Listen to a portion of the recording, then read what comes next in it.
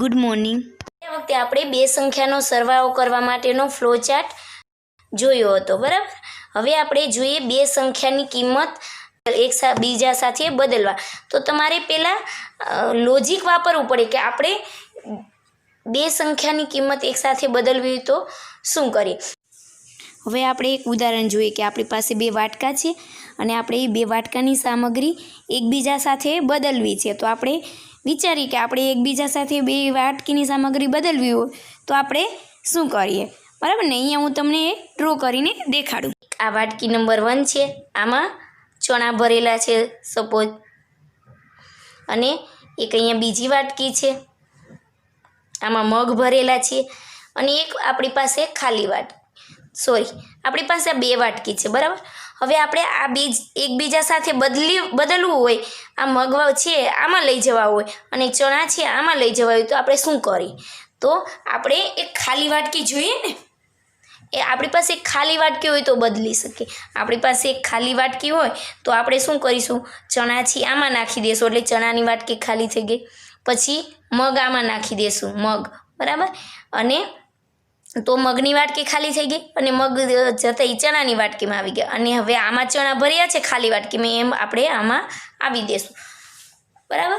તો આપણે અહીંયા શું છે કે બે સંખ્યાની કિંમત એકબીજા સાથે બદલવા. તો ધારો કે આપણી પાસે 15 અને 20 છે, તો આપણે શું કરવું છે કે જ્યાં 15 છે ત્યાં આપણે 20 જોઈએ છે અને 20 છે ત્યાં આપણે 15 જોઈએ છે. એવી રીતે બે સંખ્યાની કિંમત એકબીજા સાથે બદલવા. એટલે કે એમાં 15 હોય અને બીમાં 20 હોય તો આપણે શું કરવાનું છે કે એમાં 20 જોઈએ છે અને બીમાં 15 જોઈએ છે. તો આના માટે આપણે કોઈ ખાલી સંખ્યા જોઈએ ને, બરાબર. તો આપણે શું કરીશું, આપણે આમાં તમને અલ્ગોરિધમ બતાવેલું છે કે એ અને બી બે સંખ્યા લો, પછી એની કિંમત વેર એટલે કે ટેમ્પરરી વેરિયેબલ છે, તમે ચલ કયો છો એને આપો, બીની કિંમત એને આપો, વેરની કિંમત બીને આપો. હવે ફ્લો ચાર્ટનો એક ડિસએડવાન્ટેજ છે કે બધા લોજિક તો સરખું હોય પણ બધાનું મટીરિયલ અલગ અલગ હોય, બરાબર. તો એ ફ્લો ચાર્ટનો એક ડિસએડવાન્ટેજ છે. તો તમારી બુકમાં તો તમારે ઓલરેડી આપેલો જ છે, એ પછી સમજીએ. તો પહેલાં આપણે જાતે જ બનાવીએ. તો શું કરીશું, પહેલાં આપણે સ્ટાર્ટ બટન માટે જે આપણે આવી રીતે બટન યુઝ થાય છે એ યુઝ કરી સ્ટાર્ટ. પછી આપણે ઇનપુટ માટે કયો છે, પેલોગ્રામવાળું છે ને શેપ, તો એનો ઉપયોગ કરીશું આપણે. ઇનપુટ ટુ નંબર એન્ડ બી, કોઈ પણ નંબર આપણે બે ઇનપુટ કરી દઈશું.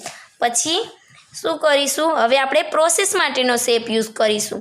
પ્રોસેસ માટેનો શેપ છે એ રેક્ટેંગલ શેપ છે. તો x = a, પછી a = b, b = x. શું કર્યું મેં, કોઈ એક સંખ્યા x વાળી સંખ્યા લીધી, તો એ વાળી જે સંખ્યા હતી મેં xને આપી દીધી. પછી એમાં સંખ્યા બીનો જે સંખ્યા હતી એમાં ઉમેરી દીધી એટલે બી ખાલી થઈ ગયો. તો બીમાં ફરી જે આપણે એ વાળું એક્સમાં મૂક્યું હતું તો એક્સ વાળું ફરી બીમાં આવવા દીધું, બરાબર. તો હવે અહીંયા વેલ્યુ ચેન્જ થઈ ગઈ. અહીંયા વાટકી જેવું મેં કર્યું, હમણાં તમને મેં ઉદાહરણ આપ્યું હતું એવું.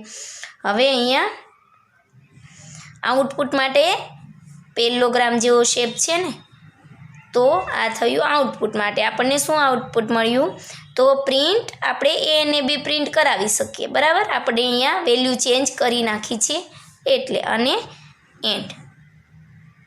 તમે તમારી જાતે કોઈ બી વેરિયેબલ લઈ શકો, એવું નહીં કે આપણે બુકમાં છે એ જ ઉપયોગ કરવાનો. અહીંયા શું છે, તમારી બુકમાં બિગિન એટલે કે શરૂઆત, બરાબર. પછી ઇનપુટ ફર્સ્ટ નંબર એ, ઇનપુટ સેકન્ડ નંબર બી, એ અને બી મેં સ્મોલ લીધા હતા, અહીંયા કેપિટલ લીધા, સોરી, બંને સરખું જ છે.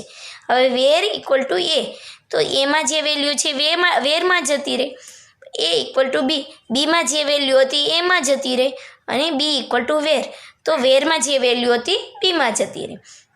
Print value of A and B, મેં પ્રિન્ટ એ બી લખ્યું અહીંયા, વેલ્યુ ઓફ એ બી અને એન્ડ. તો આ થયું બે સંખ્યાની કિંમત એકબીજા સાથે બદલવા માટેનો ફ્લો ચાર્ટ. હવે છે ત્રીજું, 5 વર્ષ માટે 10% લેખે 50,000ના સાદા વ્યાજની ગણતરી કરવા માટેનો ફ્લોચાર્ટ બનાવવાનો છે. તો એના માટે તમને પહેલાં સૂત્ર આવડવું જોઈએ. પહેલાં હું તમને જાતે જ બને ત્યાં સુધી આપણે જાતે જ બનાવવાનું, કોપી કરવાની નહીં. તો એના માટે સાદા વ્યાજનું સૂત્ર બધાને આવડવું જોઈએ. તો સાદા વ્યાજનું સૂત્ર શું છે? I = PRN/100. બરાબર. P એટલે પ્રિન્સિપલ, R એટલે રેટ અને N એટલે યર એટલે કે વર્ષ અને I એટલે કે ઇન્ટરેસ્ટ, સાદું વ્યાજ. તો આપણું સૂત્ર છે. તો હવે આપણે એના ફ્લો ચાર્ટ બનાવવાનો છે. તો પહેલાં આપણે જનરલ ફ્લો ચાર્ટ બનાવીએ. તો આપણે શું કરીશું? સ્ટાર્ટ, પછી ઇનપુટ ધ વેલ્યુ ઓફ, આ આપણે ઇનપુટ માટેનો શેપ યુઝ કરવાનો છે. Input the value of PRN. બરાબર. હવે અહીંયા આપણે શું કરીશું? હવે આમાંથી કોઈ પણ વેલ્યુ, ઘણીવાર કોઈ 0 પણ ઇનપુટ કરી દે, તો 0 ઇનપુટ કરે તો વ્યાજ કેલ્ક્યુલેટ થાય નહીં. બરાબર. તો આપણે પૂછવું પડે કે ઇઝ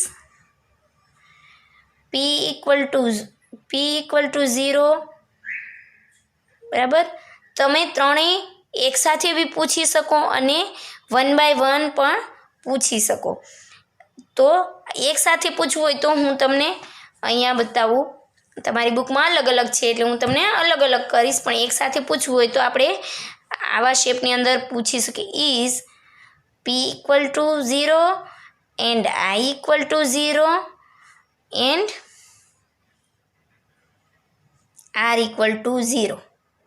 આ ત્રણેય એકસાથે થયું, વચ્ચે એન્ડ એટલે કે આમાંથી કોઈ પણ એકમાંથી 0 હશે, યસ આવશે આપણો આન્સર, તો શું થશે? વ્યાજ કેલ્ક્યુલેટ ના થાય. તો કોમ્પ્યુટરને એરર પ્રિન્ટ કરવાની રહેશે. તો પ્રિન્ટ એરર. બરાબર. અહીંયા આપણે અલગ અલગ છે. તો ઇઝ P = 0 યસ છે, તો આપણે વ્યાજ કેલ્ક્યુલેટ ને થઈ નથી. બરાબર. તો આપણે શું કરીશું? ઇઝ R = 0 યસ છે, તો આપણે વ્યાજ કેલ્ક્યુલેટ કરવાનું નથી. તો આપણે આપણો ફ્લો ચાર્ટ આગળ વધારવાનો છે. ના હોય તો ઇઝ N = 0 યસ અને નો. હવે જો અહીંયા મારે ફ્લો ચાર્ટ પૂરો થયો, તો અહીંયા આપણે કનેક્ટરનો યુઝ કરીશું. ભણી ગયા ને ત્યાં, તો અહીંયા હું 1 કરી શકું. અહીંયા 1 અને અહીંયા ત્રણેય યસવાળા ભેગા કરવાના છે. બરાબર. અને અહીંયા 2, એ બે આપણે કનેક્ટ કરીશું અહીંયા 1 અને 2માં.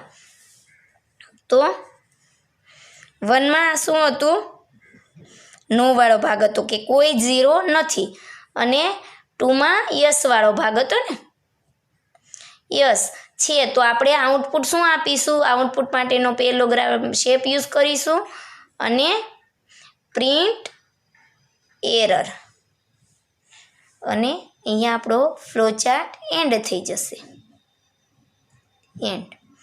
પણ કોઈ એક 0 નહીં, તો આપણે શું કરીશું? વ્યાજ કેલ્ક્યુલેટ કરીશું. તો વ્યાજ કેલ્ક્યુલેશન માટે સૂત્ર આપણે પ્રોસેસ શેમાં કરીશું? રેક્ટેંગલ શેપમાં. તો વ્યાજ કેલ્ક્યુલેટ માટેનું I = P × R × N. કમ્પ્યુટરમાં ગુણાકારની નિશાની જગ્યાએ હંમેશા ફૂદૈડેવાળો શેપ યુઝ થાય છે અને છેદમાં 100. બરાબર. તો PRN/100. અને તો વ્યાજ કેલ્ક્યુલેટ થઈને શેમાં હશે? આઈમાં સ્ટોર થઈ ગયું. હવે આપણે આઉટપુટ માટે પેલોગ્રામ શેપ યુઝ કરીશું અને પ્રિન્ટ ધી વેલ્યુ ઓફ આઈ, અને અહીંયા એન્ડ આરે કનેક્ટ કરી દેવાનું. તો અહીંયા તમને કનેક્ટરનો યુઝ બી આવડી ગયો, અને સાદું વ્યાજનું શોધવું હોય તો આપણી જાતે આવી રીતે તમે ફ્લો ચાર્ટ બનાવી શકો. હવે અહીંયા તમને આપ્યું છે બિગિન, પછી ઇનપુટ પ્રિન્સિપલ અમાઉન્ટ P. મેં ડાયરેક્ટ લખ્યું હતું કે input the value of PRN. અહીંયા 1/1 લખ્યું છે, બંને સેમ જ છે. Input principal amount P, input rate of interest R, input number of year N. પછી P less than or equal to 0, yes, તો print error. R less than or equal to 0, yes, તો print error. N less than equal to 0, yes, તો print error. કોઈ 0 અથવા એનથી નાનું તો આપણે માઇનસમાં લગભગ વેલ્યુ ઇનપુટ કરીએ નહીં, પણ કરીએ તો આપણે લેસ દેન ઇક્વલ ટુ પૂછાવાનું, બરાબર.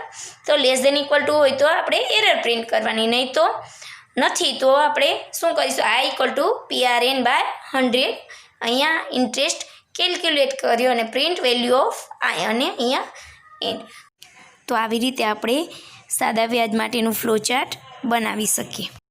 હવે અહીંયા છે આપેલી સંખ્યા બેકી કે એકી એટલે કે ઇવન કે ઓડ છે તે શોધવા માટેનો આપણે ફ્લો ચાર્ટ અને એલ્ગોરિધમ બનાવવાનો છે. આપણે એલ્ગોરિધમ આપ્યો છે કે બે ઇવન એટલે કે બેકી અને ઓડ એટલે કે એકી.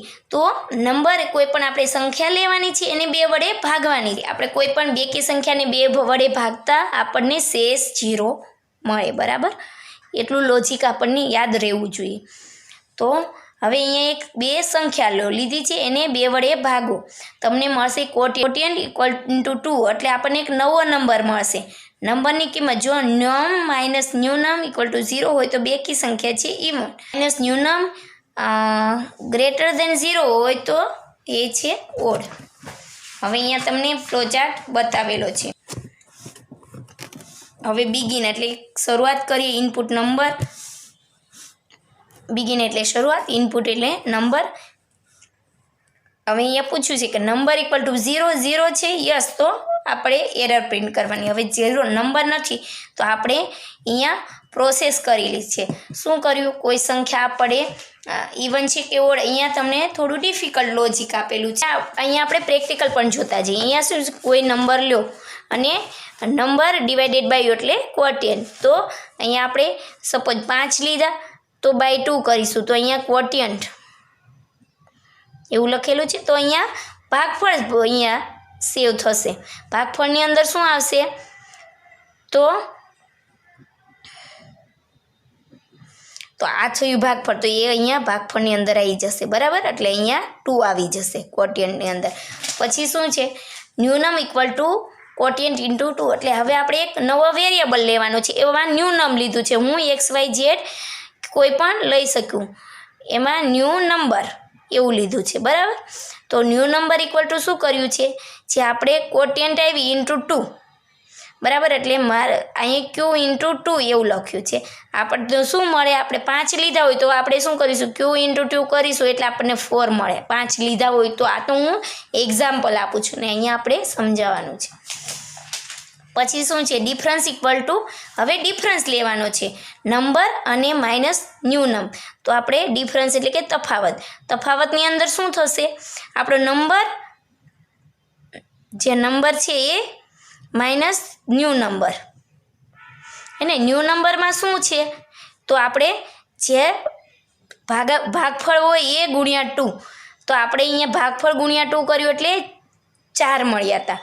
તો નવા નંબરમાં 4 હતું અને આપણો મેઇન નંબર કયો હતો, 5 હતો ને, તો અહીંયા 5. તો આપણે આ લોજિક સાચું છે કે નહીં, અને તો એ પ્રમાણે આપણને નંબર મળશે. તો ડિફરન્સની અંદર 1 સેવ થશે. તો હવે આપણે પૂછવાનું કે is different equal to 0, difference equal to 0 એવું પૂછ્યું છે બુકમાં. યસ, 0 હોય તો શું છે, જો ડિફરન્સ ઇક્વલ ટુ 0, યસ, તો પ્રિન્ટ ઇવન નંબર. તો જે નંબર છે એ ઇવન છે, પણ આપણે તો અહીંયા 1 આવ્યું ને, તો 0 નથી, આપણો ડિફરન્સ 0 નથી, તો પ્રિન્ટ ઓડ નંબર.